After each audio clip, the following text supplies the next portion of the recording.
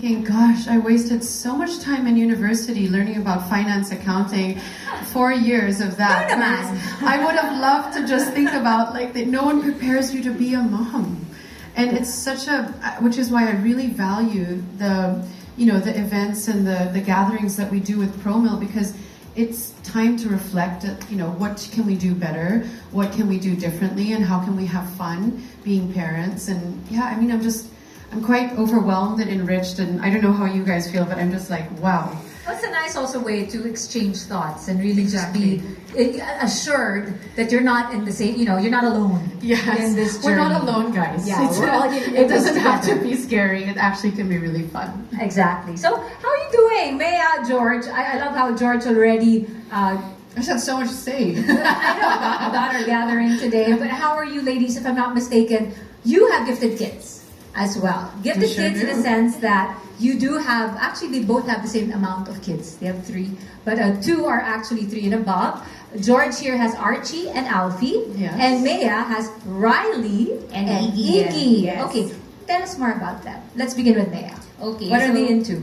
Okay, so I have Riley, he's our eldest. He's about 8 years old, and Iggy is 5 years old. So they have, they're here. So they have, they're very energetic kids. They really like exploring things. I cannot remember that moment when Riley picked up a brush and a crayon and just started scribbling. And that's when I knew he had a bit of interest in arts.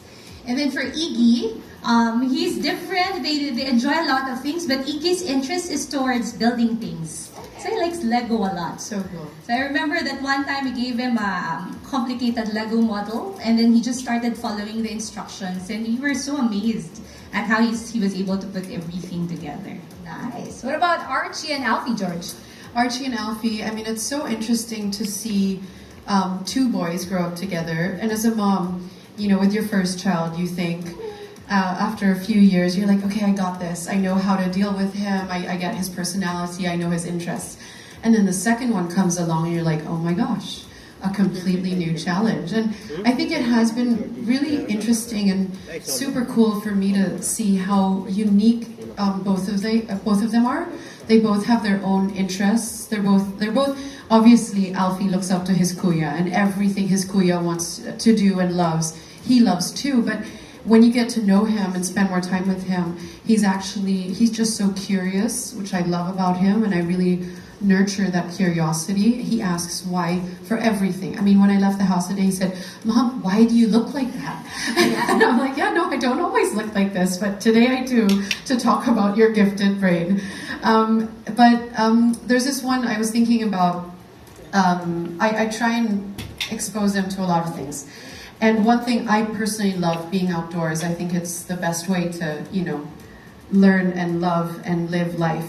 And we have this activity in Hong Kong where it's called Backyard Gang, and they spend 3 hours in the mountains of Aberdeen. And nice. They have an instructor and they go around. But it's so interesting to see how Archie in his class, his goal is to get to the top of the mountain the quickest. I mean, he wants to be the fastest and the best and just be like the turbo guy. Whereas Alfie, he literally brings a microscope and he looks at every little animal. So they come home to me like, Mom, I was the quickest to the mountain. And then Alfie's like, Mom, I saw all the animals.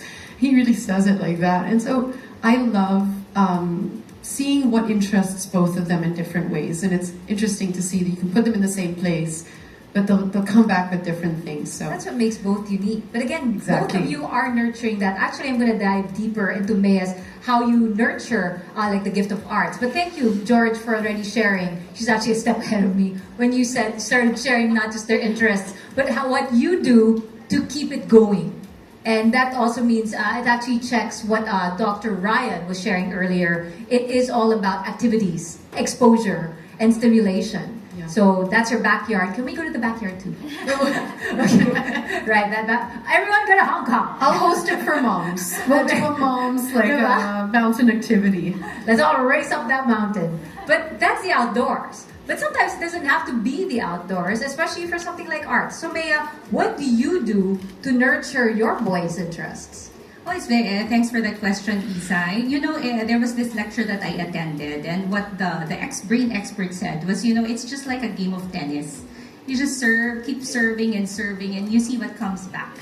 And I love that. In this case for Riley, when we saw that he wanted, arts, so we gave him crayons. And it's so interesting how he finds interest in the littlest piece of crayon in the house.